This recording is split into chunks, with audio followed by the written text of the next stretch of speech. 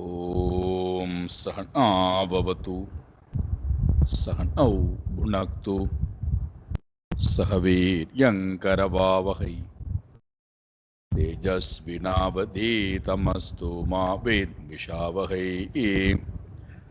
ॐ शान्ति शान्ति शान्तिः। हरिः ॐ श्रीगुरुभ्यो नमः। हरिः ॐ।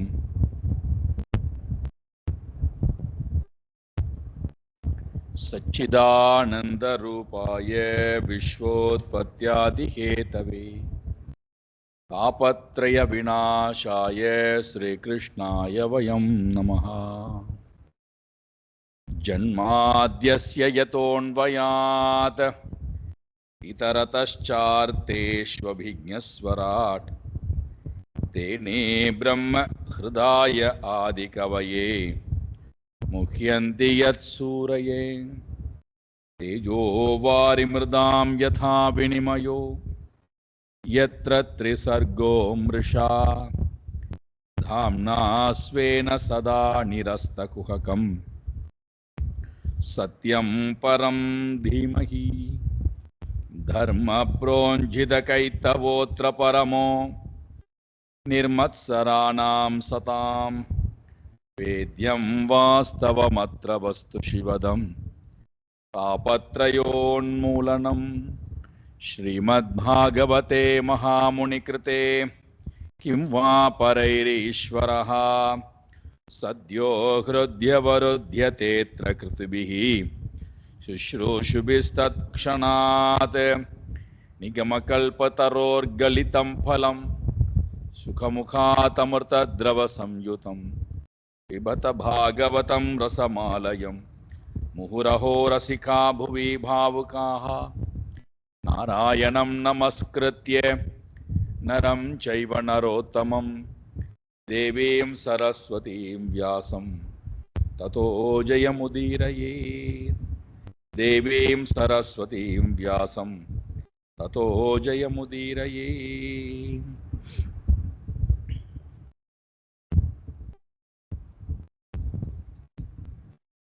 பரீட்சித் மகாராஜா சுக மகரிஷியிடத்திலே தன்னுடைய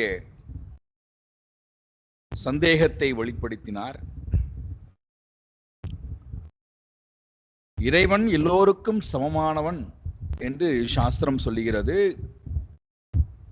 நீங்களும் சொல்லுகிறீர்கள். அப்படி என்றால் சமமாக இருக்கின்ற அந்த பரமாத்மா எப்படி அசுரர்களுக்கு விரோதத்தை செய்யக்கூடியவராய் தேவர்களுக்கு நன்மை செய்யக்கூடியவராய் இருக்கிறார்? இது எங்களுக்கு விளங்கவில்லையே, எங்களுக்கு வெளிப்படுத்துங்கள், புரியப்படுத்துங்கள் என்று சொல்லும்போது, குணத்தின் அடிப்படையிலே இந்த தோஷங்களானது சமமாக இருக்கின்ற இறைவனிடத்திலே கல்பிதம் செய்யப்படுகிறது. சத்துவகுணம் மேலோங்கி வருகின்ற நேரத்திலே அதன் மூலமாக இறைவன் வெளிப்பட்டானேயானால் தெய்வீக குணங்களும் ரிஷிகளுடைய அறிவும் வெளிப்படக்கூடியதாக அமைகிறது. ரஜோகுணம் மேலோங்கி வந்தது என்றால் அதிலே வெளிப்படக்கூடிய ஆத்மா ராட்சச சுபாவம் படைத்திருக்கக்கூடிய உலகத்தை நோக்கி போகக்கூடியதாக அமைகிறது. தமோகுணம் மேலோங்கி வந்தது என்று சொன்னால் அதிலே வெளிப்படக்கூடிய பரமாத்மா அசுரனாகவும் யக்ஷர்களாகவும் பிறக்கக்கூடிய தன்மை, அதன் மூலமாக அவர்கள் செய்யக்கூடிய செயல்பாடு வெளிப்படக்கூடியதாக அமைகிறது. ஆனால் உள்ளே இருக்கக்கூடிய பரமாத்மா மரத்திலே இருக்கக்கூடிய அக்னியை போல,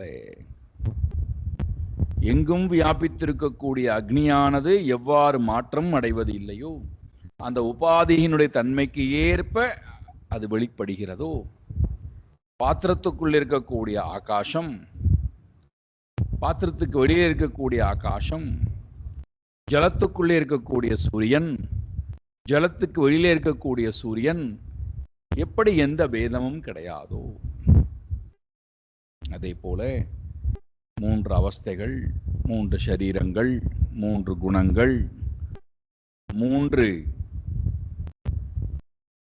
விமானி, இவைகள் எல்லாவற்றின் மூலமாக உள்ளிருந்து இயங்கக்கூடிய அந்த ஆத்மா எந்த மாற்றமும் இல்லாமல்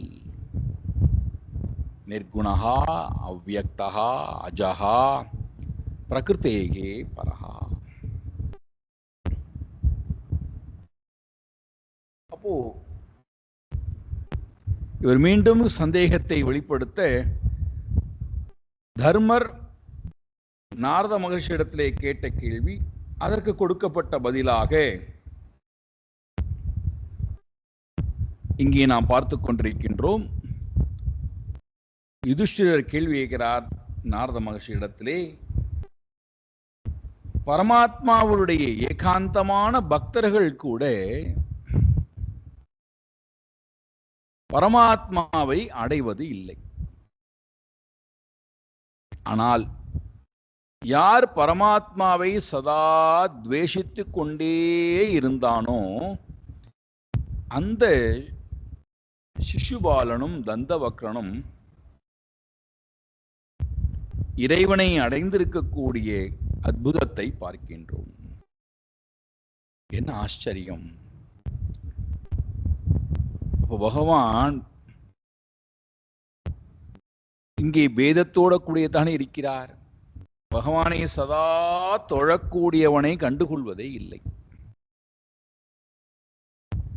நம்முடைய அன்றாட வாழ்க்கையில கூட பாருங்கள், வீட்டுல கூட பாருங்களேன், எந்த குழந்தை ரொம்ப முரண்டடிக்கிறதோ, கோபத்தை வெளிப்படுத்துகிறதோ, விருப்பத்தை வெளிப்படுத்துகிறதோ, அடமண்டாக இருக்கிறதோ, ஆர்ப்பாட்டம் செய்யக்கூடியத குழந்தையாக இருக்கிறதோ,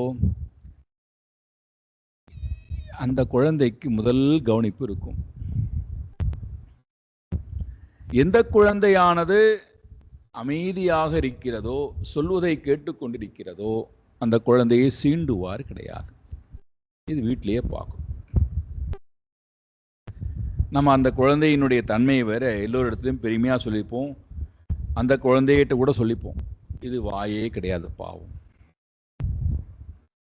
இதுக்கு கோவமே பட தெரியாது, அமைதியா இருக்கும், என்ன கொடுத்தாலும் சாப்பிட்டுக்கும். ஆனா அவன் அப்படி அல்ல. அப்போ நாம் என்ன, நம்மை போன்று இறைவனும் பக்தி செய்யக்கூடியவர்கள், சாதுபாவம் உடையவர்கள், சதாசிரவக்காலும் இறைவனையே தொழுது கொண்டிருக்கக்கூடியவருக்கு இறைவன் ஒன்றும் பண்றதில்லை. ஆனால் யார் இறைவனை சதா வெறுத்து கொண்டே இருக்கிறானோ, நிந்தித்து கொண்டே இருக்கிறானோ, அவன் மோட்சம் போகிறான், அவன் பரமாத்மாவோட உண்மை சுரூபத்தை அறிகிறான் என்றால் இது எப்படி சாத்தியம்? இது எப்படி புரிந்து கொள்வது? இதனுடைய சூக்ஷ்மத்தன்மை எப்படி புரிந்து கொள்வது? நாம ஏற்கனவே பார்த்தோம், இந்த கேள்விகளுக்கு உண்டான, எதனால் இந்த கேள்வி பிறக்கிறது, இந்த கேள்விக்கு பின்னாடி என்ன பதில் வேண்டும்.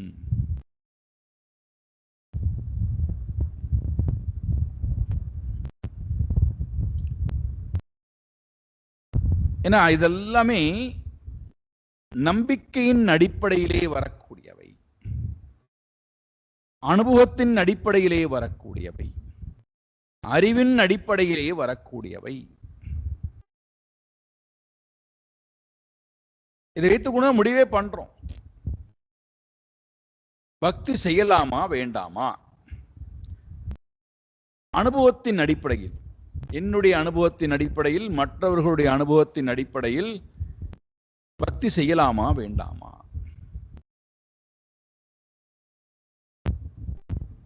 நம்பினவர்கள் கைவிடப்படுகிறார்கள், இறைவனை சதா தொழுது கொண்டே இருக்கக்கூடியவர்கள் கைவிடப்படுகிறார்கள், கஷ்டப்படுகிறார்கள். இந்த அனுபவத்தை நான் பார்க்கிறேன். அப்போ நமக்கு என்ன கேள்வி வருகிறது மனசுலன்னா, இவர்கள் இவ்வளவு இறைந்து இறைந்து இறைவனை தொழுகிறார்கள், இவ்வளவு கஷ்டப்படுகிறார், அப்ப நான் எதுக்கு இறைவனை தொழணும்? இறைவனை தொழாதவன் சந்தோஷமா இருக்கிறான். இந்த உலகத்துல எல்லா சம்பத்துடையவனும் கூடியவனாயிருக்கிறான். நான் அவ்வாறு ஏன் வாழ்ந்து விட்டு போகக்கூடாது?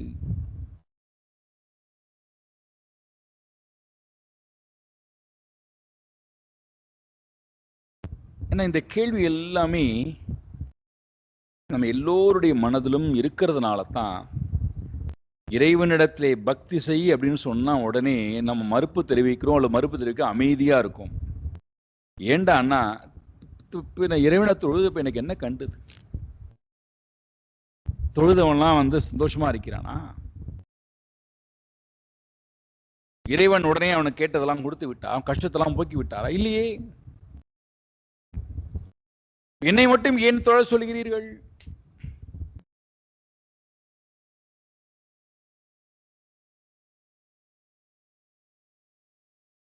இந்த கேள்வி அடிப்படையாக நம்முடைய மனசுல எழும். அப்படி எழவில்லை என்றால் நாம் சிந்திக்கவில்லைன்னு அர்த்தம். இந்த கேள்வி எழுந்து இந்த கேள்விக்கு விடையை நோக்கி நாம் போகவில்லை என்று சொன்னால் அப்பொழுதும் நம்முடைய வாழ்க்கை பிரயோஜனமற்றதாக போய்விடுகிறது. அப்பேற்பட்டவர்கள் தான் இறைவனிடத்திலும் நம்பிக்கை கொள்ளாதவர்களாய், இறைவனை தொழக்கூடிய பக்தர்களிடத்திலும் நம்பிக்கை கொள்ளாதவர்களாய், பக்தி மார்க்கத்திலும் நம்பிக்கை கொள்ளாதவர்களாய், பக்தியை போதிக்கக்கூடிய சாஸ்திரத்திடத்திலும் நம்பிக்கை கொள்ளாதவர்களாய், அதை உபதேசிக்கக்கூடிய குருமார்களிடத்திலும் நம்பிக்கை கொள்ளாதவர்களாய், நாஸ்திகவாதியாக வாழ்கிறார்கள்.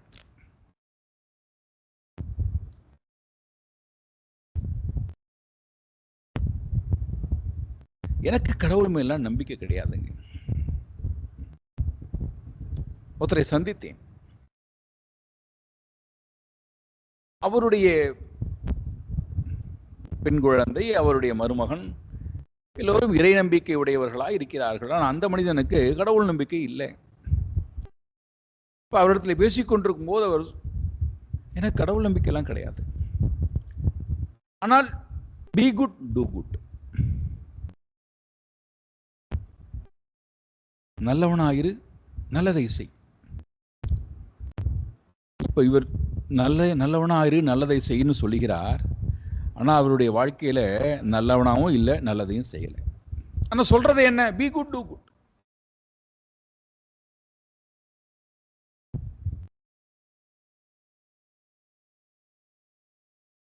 இப்ப ஏன் இந்த முடிவுக்கு வந்தார்? எதனால இந்த முடிவுக்கு வந்தார்? நிச்சயமா தன்னுடைய குடும்பத்திலே நடந்த நிகழ்வுகள், தன் குடும்பத்தில் இருக்கக்கூடிய மக்களுக்கு நடந்த நிகழ்வுகள், தனக்கு நடந்த நிகழ்வுகள், மற்றவர்களுக்கு நடந்த நிகழ்வுகளை எல்லாம் ஆராய்ந்து பார்த்ததுனால இவர் ஒரு முடிவுக்கு வந்துட்டார். கடவுளை தொழுவன் முட்டாள். கடவுளை தொழுவதனாலே கஷ்டம் மட்டும்தான் வரும்.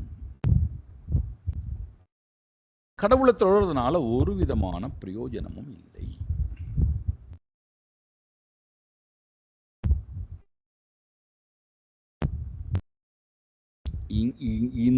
இந்த எண்ணம் நம்ம இடத்துல வந்ததுனால தான், இந்த எண்ணம் நம்ம எல்லோரிடத்திலும் மேலோங்கி வந்த காரணத்தினாலே தான்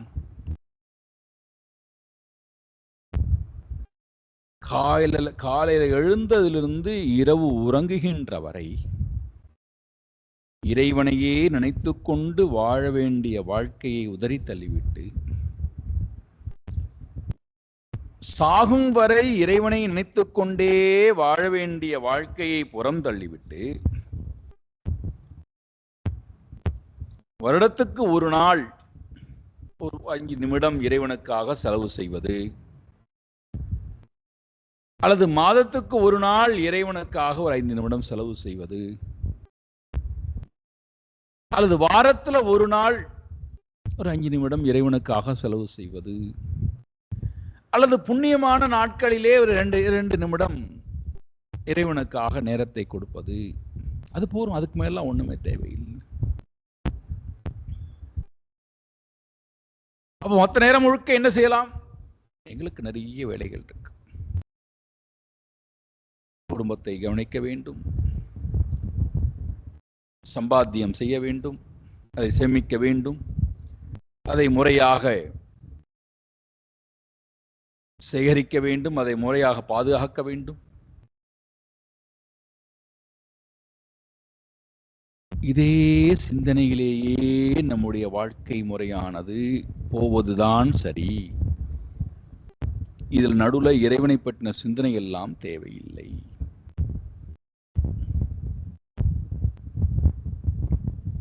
ஒருவேளை அப்படி நாம் நினைத்தால்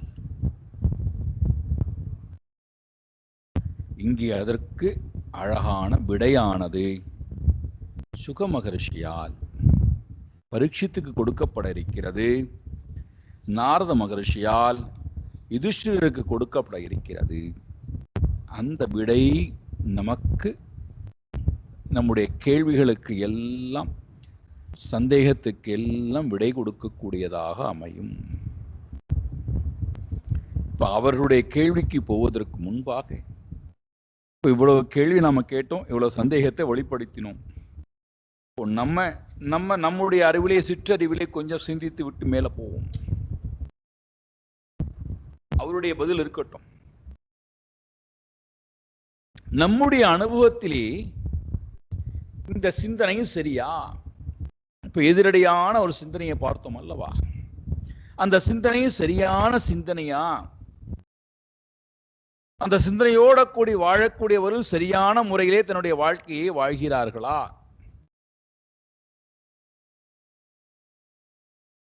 வாழ முடியுமா அவர்களால்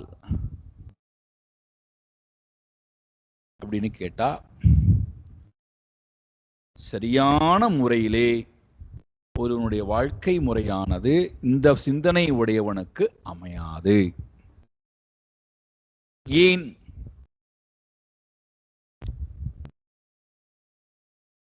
நாம் இந்த வகுப்பு ஆரம்பிக்கும் போதே ஊதயஹா அப்படின்னு ஆரம்பிச்சோம். மனதில் இருக்கக்கூடிய வாசனை பதிவுகள் அப்படின்னு ஆரம்பிச்சோம். அந்த வாசனை பதிவுகள் தான் செயலுக்கு காரணமாக இருக்கிறது அப்படின்னு பார்த்தோம். செயலை தீர்மானிப்பதே வாசனை பதிவுகள் தான். இப்ப நம்முடைய மனதுல எந்த மாதிரியான வாசனை பதிவுகள் இருக்கிறது என்று நமக்கு வெளிப்படுகின்ற வரை தெரியாது. அது செயலாக உருவெடுத்ததற்கு பிறகுதான் என்னுடைய மனதிலே இப்படி ஒரு எண்ண அலைகள் இருந்திருக்கிறது என்று தெரிய வருமே தவிர, அது அல்லாத வரை என்னுடைய மனதிலே இருக்கக்கூடிய வாசனைகள், சம்ஸ்காரங்கள், பூர்வ ஜென்ம சுகிருதங்கள், பூர்வ ஜென்ம துஷ்கிருதங்கள் எதுவும் வெளியில் தெரியாது, மறைக்கப்பட்டு வைக்கப்பட்டுள்ளது, அவ்வியக்த ரூபமாக இருக்கிறது. அவ்வியக்தம் என்றால் தோன்றா நிலையிலே இருக்கிறது.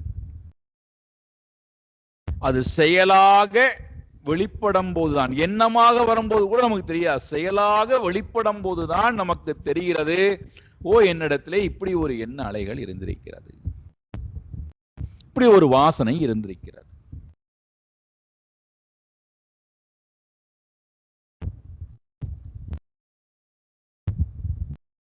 நீங்கள் அதனால்தான் நிறைய பேருடைய பழகும்போது பார்த்தீர்கள் என்றால்,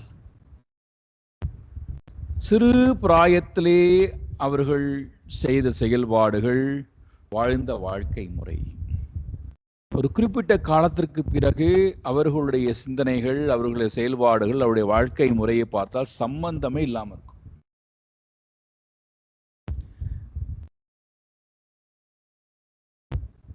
நீர் விரோதமாக இருக்கும்.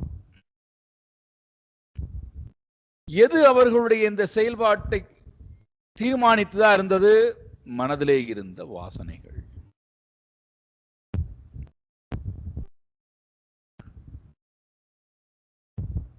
அப்ப இந்த வாசனை பதிவானது நம்மை இயக்கிக் கொண்டிருக்கின்றது என்றால், இந்த வாசனை பதிவுகள் செயலை கொண்டு வந்து கொடுத்தே தீரும், செயலில் கொண்டு போய் நம்மை தள்ளியே தீரும். தள்ளிட்டு போட்டுமே, அதனால உங்களுக்கு என்ன வந்து நாங்கள் செயல் பண்ணிட்டே போறோம். செயல் செய்வதனுடைய நோக்கம் என்ன? வாசனை வாசனையானது பூர்த்தியாக வேண்டும். ஏன் வாசனை பூர்த்தி ஆகணும்? ஏன் வாசனையானது செயலின் மூலமா பூர்த்தி ஆகணும் அப்படின்னா அடுத்த கேள்வி வருகிறது. வாசனையின் மூலமாக செயலானது செய்யப்பட்டு வாசனை பூர்த்தி ஆவதற்கு காரணம் அந்த செயல்பாட்டின் மூலமாக ஒரு பலன் வரும். அந்த பலனானது மனதுக்கு வந்து எனக்கு சந்தோஷத்தை, நிறைவை கொடுக்க வேண்டும். அதற்காக இந்த கர்மத்தை செய்கிறேன்.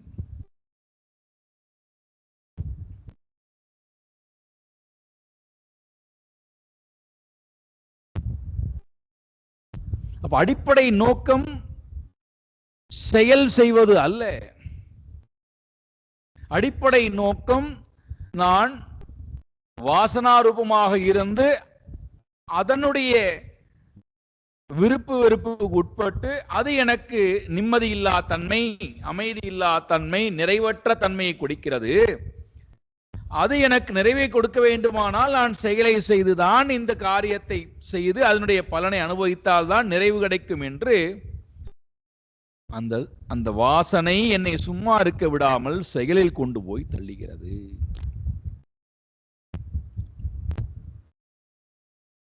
எதுவரை இந்த வாசனை அழியாமல் இருக்கிறதோ அதுவரைக்கும் கர்மம் அழியாது. கர்மமும் வாசனையும் அழியாதவரை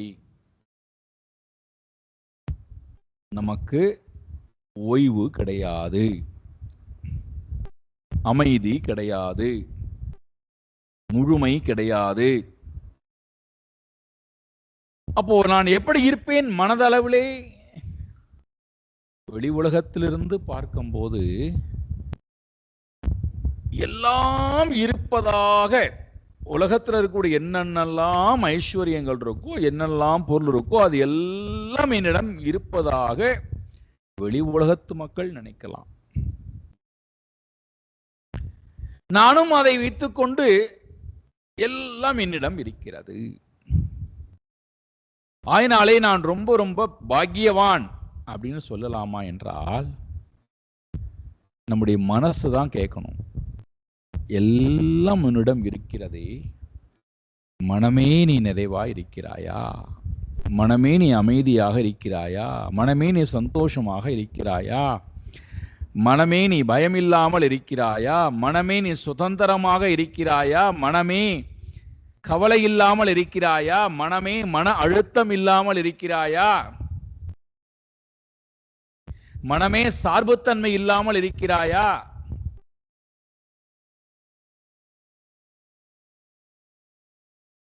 இந்த கேள்வியெல்லாம் மனசுல கேட்டா மனசு சொல்லுகிறது, இல்லையேப்பா,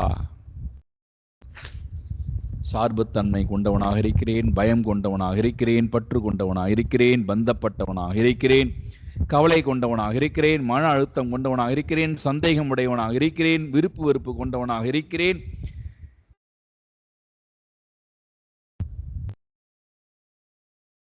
எல்லாம் மனசுக்குள்ள இருக்கு. இவைகள் எல்லாம் மனதிலே இருக்கிற வரை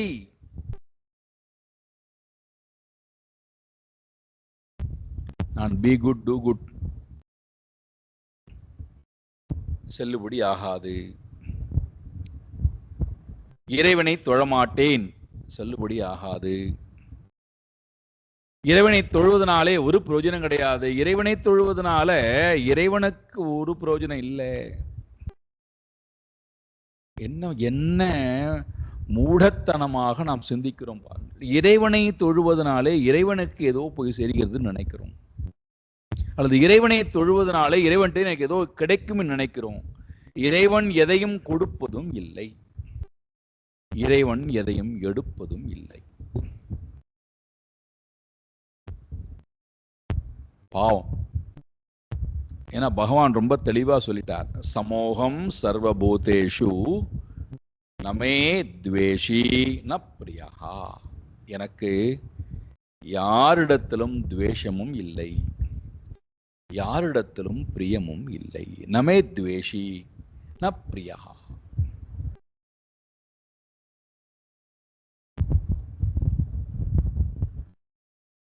இப்போ நாமெல்லாம் மாத்ரா பாலத்தில் வாழ்ந்துட்டு இருக்கோம். எல்லாருடைய வாழ்க்கையும் பார்த்தீங்கன்னா அந்த மாத்ரா பலம் தான் பிரமாதமா இருக்கு.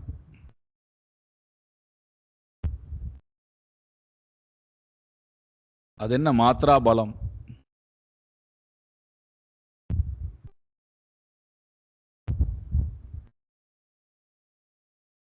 உடம்புல அவ்வளோ வியாதி, மனதுல அவ்வளோ வியாதி.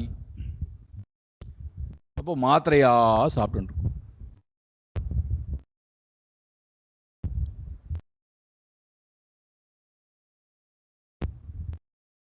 ஒரு மாத்திரை குறைஞ்சாலும் நம்முடைய மனசுல வலி வந்து விடுகிறது.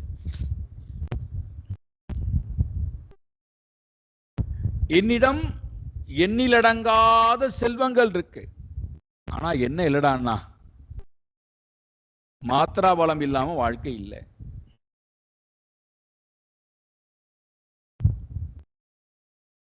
மாத்திரையை கொண்டு என்னுடைய வாழ்க்கையை நான் சரி பண்ணி விடலாம் அப்படின்னு நினைக்கிறேன்.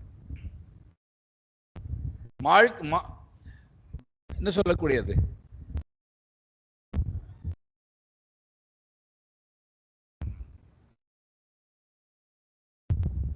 மாத்திரையை வைத்துக்கொண்டே துன்பப்பட்டு கொண்டே என்னுடைய வாழ்க்கையை நான் ஓட்டி விடலாம். ஆனா வெளியில யார்ட்டையும் காட்டக்கூடாது. நான் துன்பப்படுகிறேன் என்பதை யார்ட்டையும் காட்டக்கூடாது.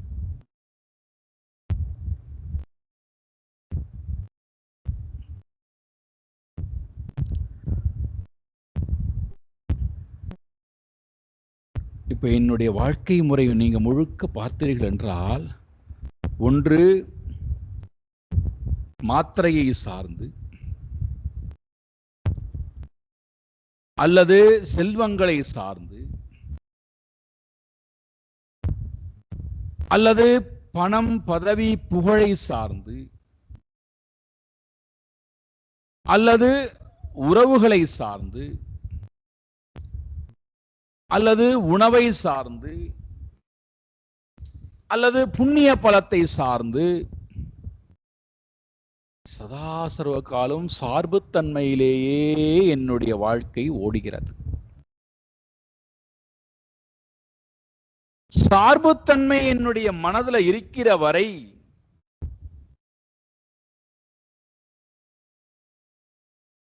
நான் எவ்வளவு வெளி உலகத்திலே கர்மங்களை செய்து கொண்டே இருந்தாலும், அல்லது கர்மம் செய்யாமல் விலகி இருந்தாலும் மனம் சந்தோஷப்படுமா என்றால், மனம் அமைதி அடையுமா என்றால் அடையாது.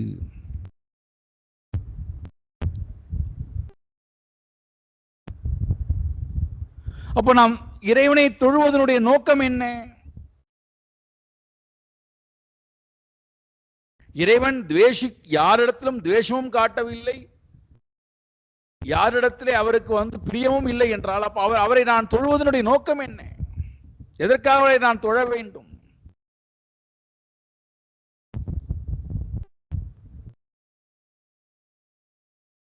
மனமானது ராட்சச வாசனையும் தாமச வாசனையும் கொண்டிருக்கின்ற வரை, முக்கியமான இடத்துக்கு வரும். ராட்சச வாசனையும் ரஜோகுணம், ஆசுர வாசனா தமோகுணம், இந்த ரெண்டு வாசனைகளும் மனதிலே மேலோங்கி இருக்கிற வரை அது சாத்வீக வாசனையை வரவிடாது.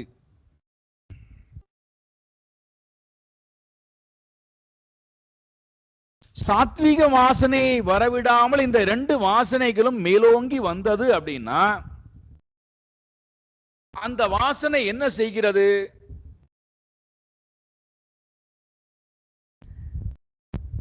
உலகத்திடத்திலே கொண்டு போய் என்னை சதா சர்வ காலமும் தள்ளி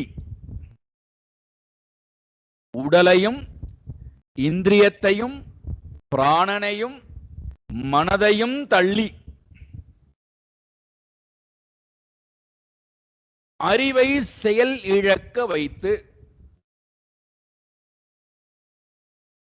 இலக்கை காட்டாமல்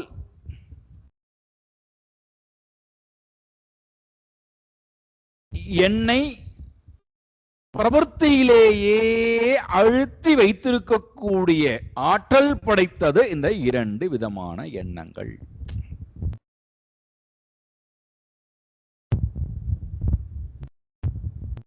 இந்த இரண்டு எண்ணங்களும் என்னிடத்திலே மேலோங்கி என்னை ஆட்கொண்டிருக்கின்ற வரை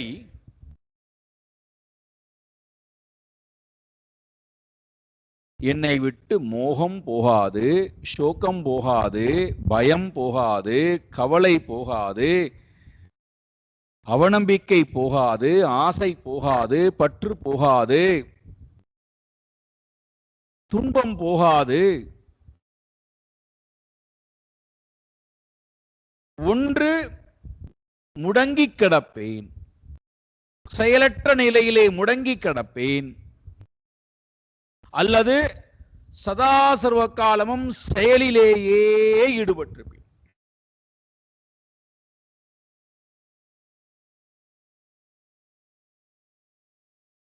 முடங்கி கிடக்கும் போது பெருமூச்சு விடுறோம், ஓடிக்கொண்டே இருக்கும் போது கோபப்பட ஆரம்பிக்கிறோம், பேராசைப்பட ஆரம்பிக்கிறோம். இயலாமையினாலே பெருமூச்சு விடுகின்ற நேரத்திலே, தமோ குணத்தின் மூலமாக இயலாமையினாலே பெருமூச்சு விடுகின்ற நேரத்திலே மற்றவர்களை பார்த்து நமக்கு ஏக்கமாக இருக்கிறது. இப்படி வாழ முடியவில்லையே, இப்படி வாழ்கிறார்களே, நம்மால் இப்படி வாழ முடியவில்லையே.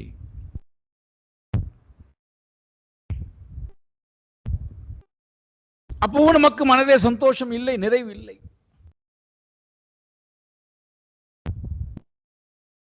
அப்பேற்பட்டவர்கள் என்ன பண்ணுகிறார்கள்? மற்றவர்களை சார்ந்து மற்றவர்களுடைய செல்வத்தை எல்லாம் எப்படியாவது அபகரித்து விட வேண்டும், திருடி விட வேண்டும், ஏமாற்றி வாழ்ந்து விட வேண்டும்.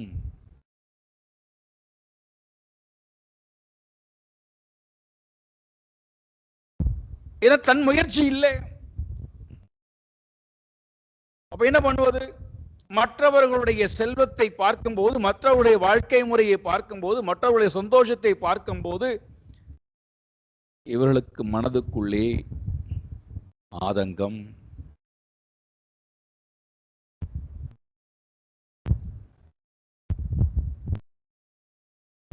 ரஜோகுணம் மேலோங்குகின்ற நேரத்திலே ஓய்வெடுக்க நேரம் இல்லை. இன்னும் இன்னும் இன்னும் இன்னும் இன்னும் இவ்வளவு சம்பாதித்து விட்டாயே அப்பா, இவ்வளவு காலம் நிறைவா சம்பாதித்து விட்டாயே, இவ்வளவு செல்வத்தை சேர்த்து வைத்திருக்கிறாயே, இனிமேலாவது உன்னுடைய ஜீவ யாத்திரைக்கு உண்டான முயற்சி எடுக்கலாமே, அதற்குண்டான முயற்சி எடுப்பதற்கு ஏன் நீ நேரத்தை கொடுக்க கூடாது? இன்னும் காணாது, இன்னும் இன்னும் இன்னும் இன்னும் பயம், பேராசை,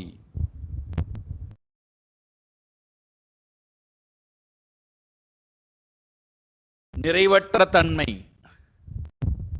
கோபம்,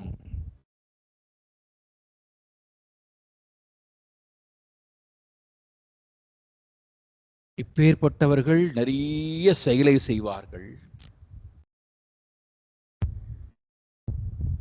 இப்பேற்பட்டவர்கள் நிறைய சம்பாதிக்கின்ற காரணத்தினாலே நிறைய தானங்களை எல்லாம் கூட கொடுப்பார்கள். நல்ல காரியத்தை கொடுக்கின்றோமா, நல்ல பாத்திரத்தை கொடுக்கின்றோமா, அல்லது இந்த பாத்திரமானது தேவையில்லாத பாத்திரமா, அது கொடுக்கிறோமா பத்திரம் அவங்களுக்கு கவலை இல்லை. நிறைய சம்பாதிக்கிறோம், கொஞ்சம் கொடுப்போம், இப்ப என்ன போ, அவனும் பழிச்சிட்டு போட்டும் போகணும். அதை இவர்களை பொறுத்த மட்டுக்கும் பெரிய தானமாக நினைக்கிறார்கள். நான் ஏதோ நல்ல காரியம் பண்றேன், இவர்களிடத்தில் நிறைய தானங்கள் கிடைக்கலாம். கடுமையாக முயற்சி எடுத்து தன்னை போட்டு வறுத்து எடுத்துக் கொண்டு செல்வங்களை சேர்ப்பதிலேயே அதில் கிடைக்கக்கூடிய அந்த செல்வத்தை சேர்க்கும் போது கிடைக்கக்கூடிய சிறிது நேரத்திலே இன்பத்தை அனுபவிப்பதற்கும் நேரத்தை செலவு செய்யலாம். கொஞ்சம் தர்ம காரியங்கள் கூட செய்யலாம். ஆனால் இப்பேற்பட்டவர்களுக்கும் எது இலக்காக இருக்காது அப்படின்னா,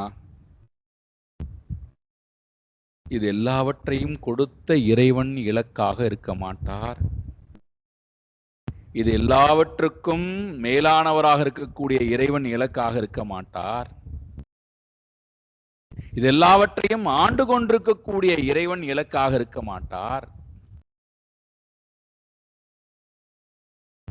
இது எல்லாவற்றையும் என்னிடத்திலே கொடுத்திருக்கிறானே, அவன் என்று வேணால் இதை எல்லாவற்றையும் விடுப்பான். ஆயனாலே நான் இதை பிடித்துக் கொள்ளாமல் அவனை நான் சாஸ்வதமாக பிடித்துக் கொள்வேன் என்று சொல்லக்கூடிய எண்ணமானது வராமல், இந்த செல்வங்களிடத்திலேயே, இன்பங்களிடத்திலேயே, புண்ணியத்திடத்திலேயே என்னுடைய வாழ்க்கையை முடித்துக் கொள்ளக்கூடிய நிலையானது ரஜோகுணம் மேலோங்கி வரும்போது ஏற்படுகிறது. அப்ப நாம எங்க நின்னுறோம்? ஒன்று, தமோகுணம் மேலோங்கி வருகின்ற நேரத்திலே மோகத்திலும் சோகத்திலும் என்னுடைய வாழ்க்கை முடிந்து விடுகிறது. முயற்சியற்ற தன்மையிலே மற்றவர்களை சார்ந்து மற்றவர்களுடைய செல்வங்களை எல்லாம் கொள்ளையடித்தல், அழித்தல், தான் அந்த செல்வங்களை எல்லாம் வைத்துக்கொண்டு சந்தோஷப்பட வேண்டும் என்ற எண்ணம்.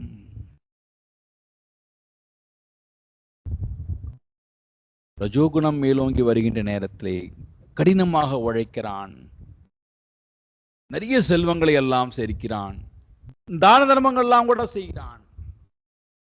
ஆனால் அவன் எதில் நின்று விடுகிறான்? அர்த்த காம புண்ணியா.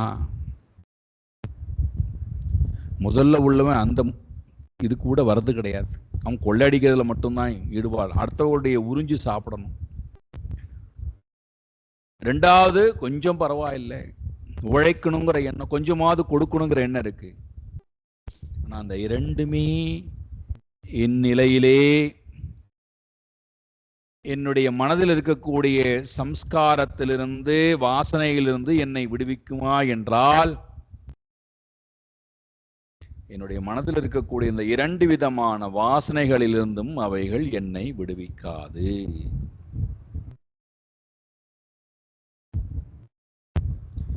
இப்பேற்பட்டவர்கள் வாசனா லயமாகி வாசனா ரூபமாக கர்மத்தை செய்து மீண்டும் மீண்டும் வாசனைகளை அதிகமாக சேர்த்துக் கொள்வதிலேயே கழித்து விடுகின்றோம். வாசனா நாசம் ஏற்படாமல் வாசனா லயம், வாசனா உத்பவம்.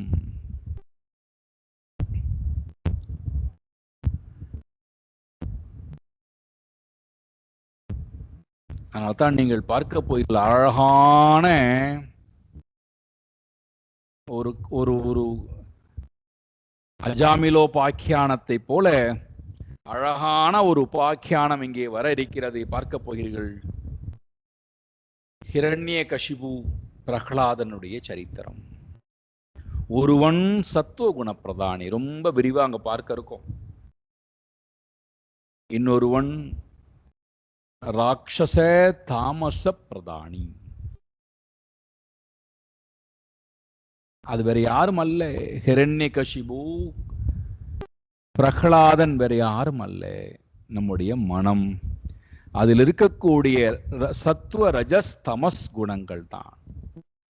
ரஜோகுணமும் தமோகுணமும் மேலோங்கி வந்தால் நான் ஹிரண்யகசிபு, சத்துவகுணம் மேலோங்கி வந்தால் நான் பிரகலாதன்.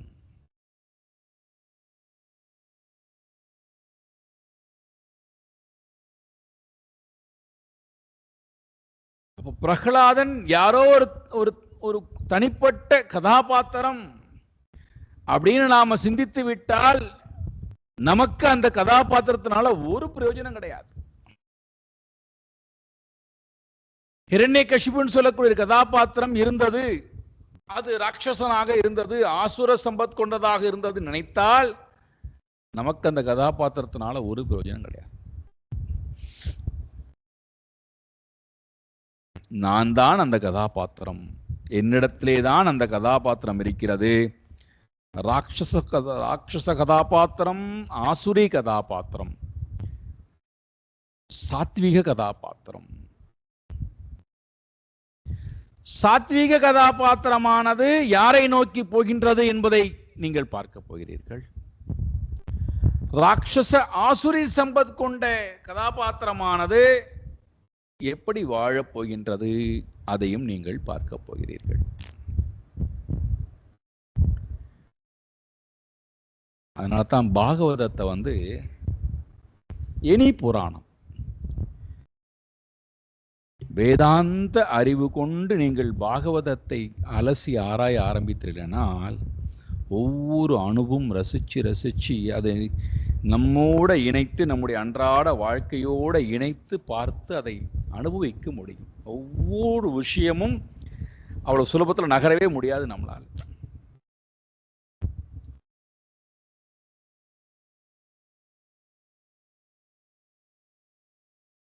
அப்ப இங்கே ஒருவன் பக்தன், அனன்யமான பக்தன் பகவானால் உதாசீனப்படுத்தப்படுகிறான். ஒருவன் இறைவனுடைய துவேஷி, இறைவனால் ஆட்கொள்ளப்படுகிறான் என்றால் அப்போ எங்களுடைய நோக்கம் என்ன? எங்களுக்கு இதிலிருந்து கிடைக்க வேண்டிய அறிவு என்ன? எதை சொல்ல வருகின்றது சாஸ்திரம்? எப்படி நாங்கள் அதை புரிந்து கொள்வது?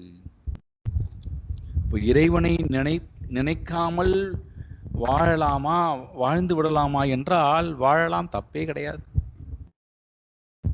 நீ கட்டாயம் இறைவன் நினைத்துத்தான் வாழணும் அப்படின்னு அவசியமே இல்லை.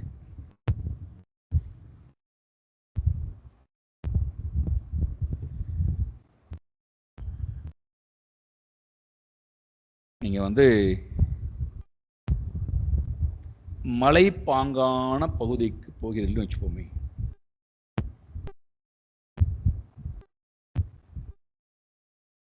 நம் உள்ள ஒரு 15 பேர் உட்காந்துருக்கோம், டெம்போ டிராவலில் போகிறோம் வச்சுப்போம். உதாரணத்துக்கு யமுனோத்திரி போகிறோம், கங்கோத்திரி போகிறோம் வச்சுப்போம். ரிஷிகேஷ்லேருந்து கிளம்புறோம், வண்டி மேலே ஏறுகிறது. முதல் கியர், 2வது கியர், அதுக்கு மேலே கியர்லாம் போட முடியாது. 3வது 4வது கியர்லாம் போடவே முடியாது. 2 கியர் தான் போடலாம். அந்த 2 கியருமே மாற்றி மாற்றி மாற்றி மாற்றி போட்டு போய் ஆகணும்.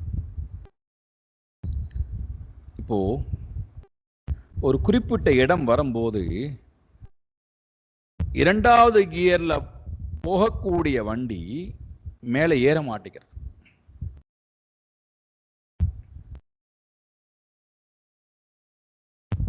ஒன்னாவது கியருக்கு மாற்றி வண்டி ஏற்றலான்னு போனா 1வது கியர்ல வண்டி மூவ் ஆக மாட்டேங்குது, பின்னாடி போகிறது. இந்த டிரைவர் என்ன செய்கிறான், வண்டி அந்த இன்ஜினானது தன்னுடைய முழு வேகத்துடன் மேலே போகாமல் மெதுவா மெதுவா மெதுவா ரொம்ப ரொம்ப மெதுவாக இன்னும் சொல்ல போனா நாம இறங்கி அதை விட வேகமாக நடந்து போயிடலாம். அந்த மாதிரியான தன்மையிலே உடனடியாக அந்த ஓட்டுநர் என்ன செய்கிறான் என்றால், குளிர்சாதன இயங்கிக் கொண்டிருக்கக்கூடிய அந்த சுவிட்சை ஆஃப் பண்ணிடலாம். குளிர்சாதன பெட்டிக்கு போகக்கூடிய சக்தியானது நிறுத்தப்பட்ட உடனேயே இந்த இன்ஜினுக்கு சக்தி கிடைக்கிறது. வண்டி ஃபர்ஸ்ட் கியர்ல போட்டுனே மேலே போகிறது. பல இடத்துக்கு சக்தியானது போகின்ற நேரத்திலே மேலே போவதற்கு உண்டான அந்த சக்தியானது குறைகிறது.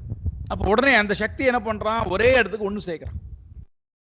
அப்போ இலக்கை நோக்கி அது போவதற்கு, மேலே போவதற்கு உண்டான வலிமையை பெறுகிறது, மேலே போகிறது. ஒரு குறிப்பிட்ட தூரம் போன உடனே மறுபடியும் அதே நிலை வருது, மறுபடியும் ஏசி ஆஃப் பண்றோம்.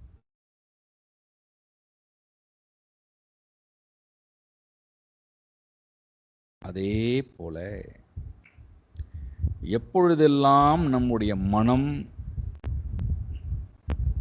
மேலே போவதிலிருந்து பின்வாங்குகிறதோ, மேலே போவதற்கு உண்டான சக்தியை இழக்கிறதோ,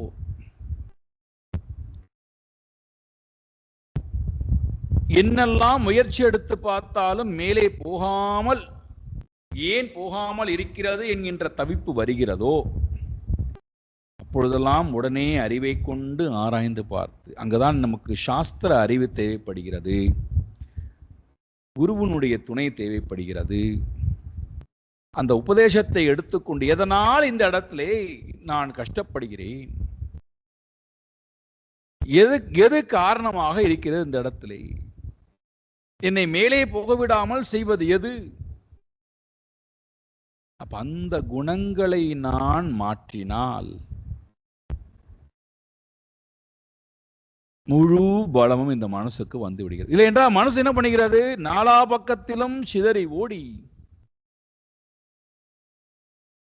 நம்ம எப்பொழுதுமே மோகத்திலும் சோகத்திலும் பயத்திலும் பந்தத்திலும் கவலையிலும் ஆயாசத்திலுமேயே மனம் வைத்திருக்கிறதை தவிர முன்னோக்கி போகக்கூடிய செயல்பாடுகளை, அதற்குண்டான மன வலிமையை மனம் கொடுப்பதற்கு தயாராக இல்லை. காரணம் இந்த குணங்கள். அப்போ நான் எப்பொழுது நிறுத்துகின்றேனோ,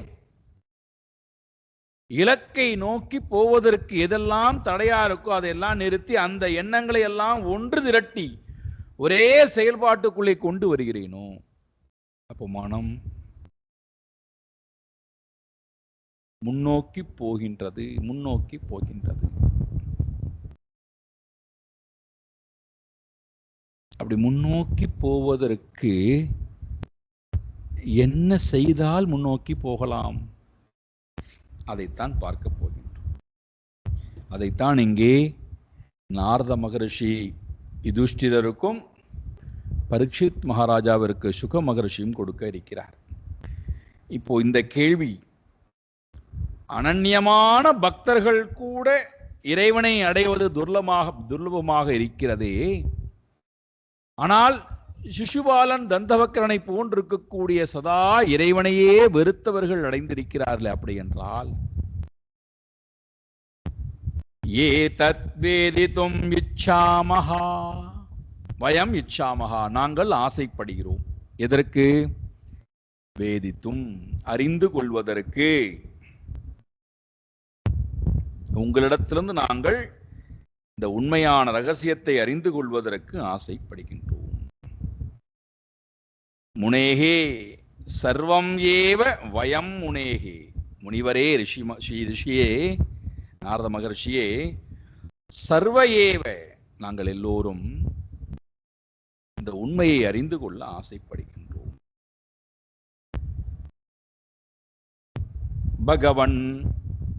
பகவன் நிந்தயா வேணோ துஜைஹி தமசே பாதிதஹா.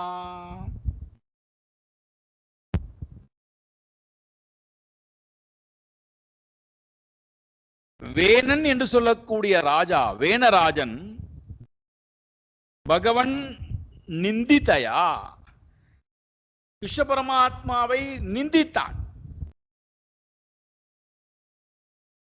அப்பேற்பட்டவன் த்விஜேகே தமசி பாதிதா, பிராமணர்களால் தண்டிக்கப்பட்டு நரகத்திலே தள்ளப்பட்டான்.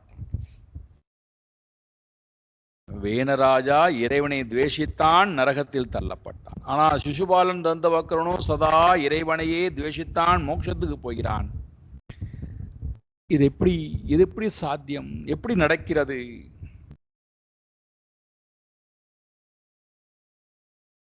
அப்போ இறைவனுடைய நிலை இங்கே என்ன? தமகோஷ சுதஸ்பாப ஆரப்ய கலபாஷணாத் சம்பிரத்யமஷீம் கோவிந்தே தந்தவக்த்ரஸ்ச துர்மதிஹி ஷபதோ ரசக்ருத் விஷ்ணும் யத் பிரம்ம பரமவ்யயம் சவித்ரோ ந ஜாதோ ஜிஹ்வாயாம் நாந்தம் விவிஷ துஸ்தமஹா.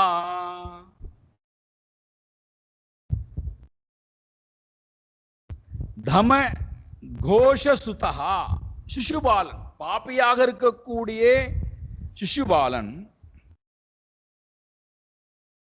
சிறு பிராயத்திலிருந்து கலபாஷனாத் ஆரம்பியா, சிறு பிராயத்திலிருந்து இன்று வரை,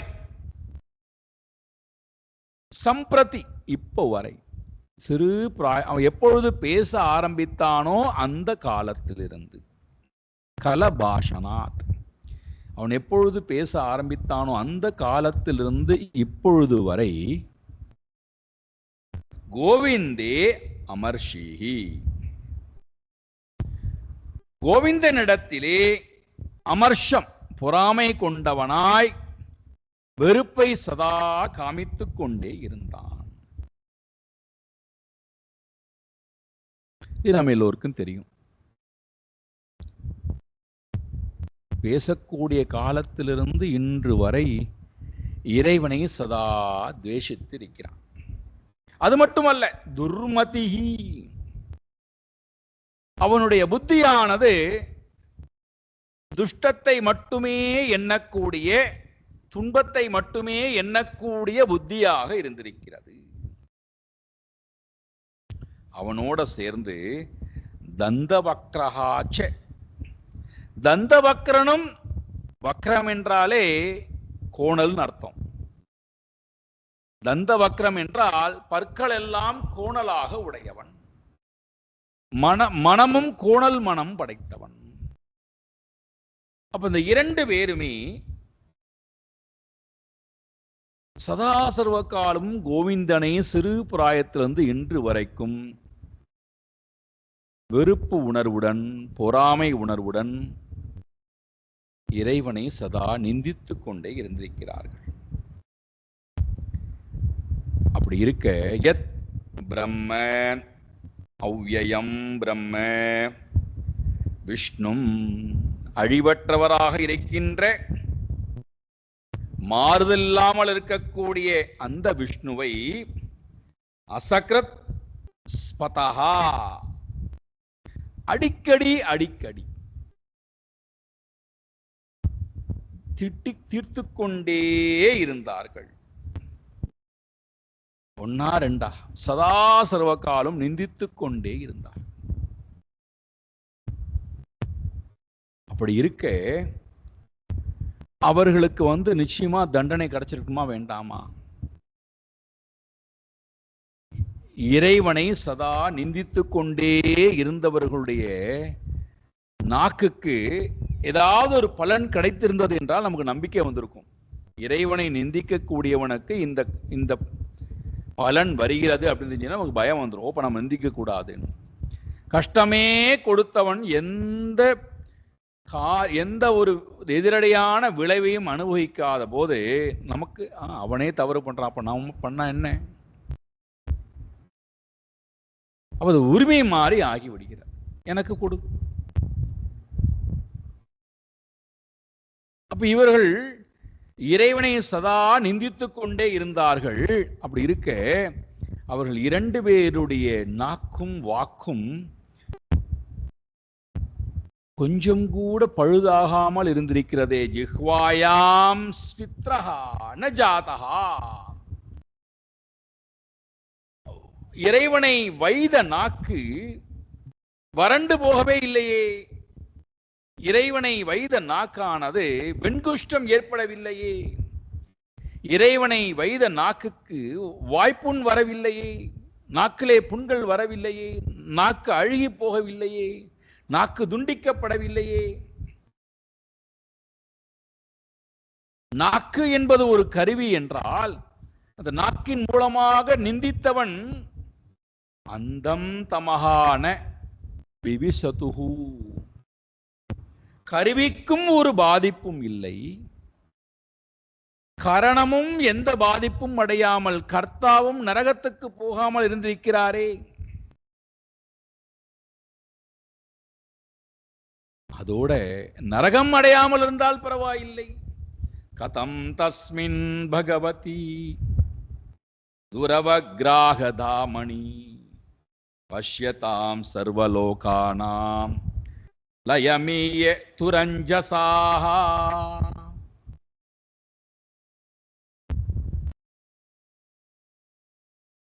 இறைவனை சதா சர்வகாலம் நிந்தித்துக் கொண்டே இந்த இரண்டு பேரும் துரவ கிராகா தாமணி. தாமணி, தாம் என்ற இருப்பிடம், கிராக என்றால் பற்ற முடியாத அடைய முடியாத இருப்பிடம். துரவ கிராகா என்றால் உலகத்தில் இருக்கக்கூடிய ஜீவராசிகளால் அடைய முடியாத அந்த தஸ்மின் பகவதி தாமணி, அந்த பரமாத்மாவினுடைய இருப்பிடத்தை லோகானாம் பஷ்யதாம், உலகத்தில் இருக்கக்கூடிய எல்லா ஜீவராசிகளும் நேரடியாக பார்த்து கொண்டிருக்கும் பொழுதே இந்த இரண்டு பேரும் பரமாத்மாவுடைய தாமத்தை அடைந்திருக்கிறார்களே. லயமீயதுஹு கதம், இதை நேரடியாக அஞ்சசா இவர்கள் பார்க்கிறார்கள். இவர்கள் நரகத்துக்கு போக வேண்டியவர்கள், வைத நாக்கானது துண்டிக்கப்படாமல் கீழே விழாமல், வெண்குஷ்டம் வராமல், புண்கள் ஏற்படாமல், பேச முடியாமல் போய் எந்த ஒன்றும் ஏற்படாமல் இறைவனுடைய தாமத்தை அடைந்த காட்சியை இவர்கள் நேரடியாக பார்க்கிறார்களே, இறைவனோட போய் ஒன்றிவிட்டார்களே. கதம், எப்படி இது நடந்தது?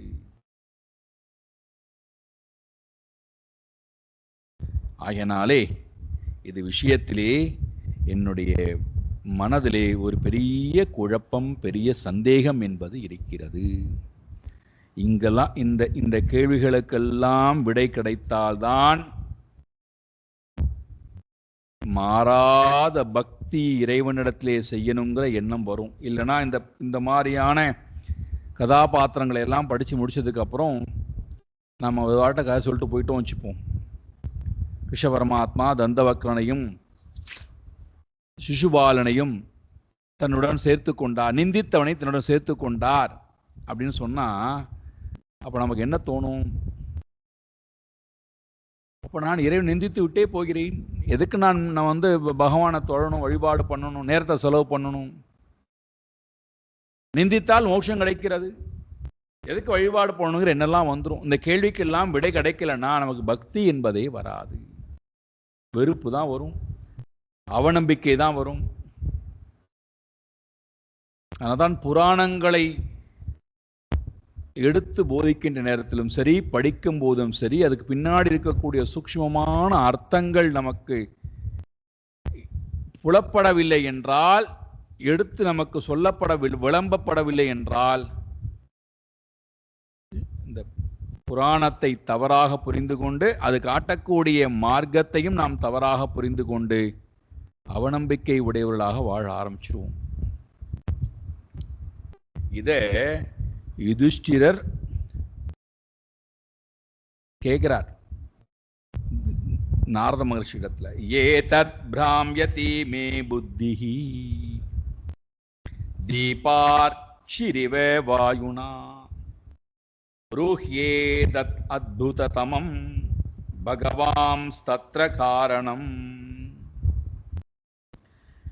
காற்று அடிக்கும் போது எப்படி தீபமானது, தீப ஜோதியானது சுற்றி சுற்றி சுற்றி சுற்றி சுழன்று கொண்டே ஆடிக்கொண்டே இருக்கிறதோ, அதே போல இந்த மாதிரியான கதாபாத்திரங்களை படிப்பதின் மூலமாக, கேட்பதின் மூலமாக மே புத்திகி, என்னுடைய புத்தியானது ஏதத் பிராம்யதி, சுற்றி சுற்றி சுற்றி வருகின்றது. சந்தேகத்தினாலே சுழன்று அடித்து என்னுடைய புத்தியானது ஒரு நிலையான முடிவெடுக்க முடியாத நிலையிலே இருக்கின்றேன்.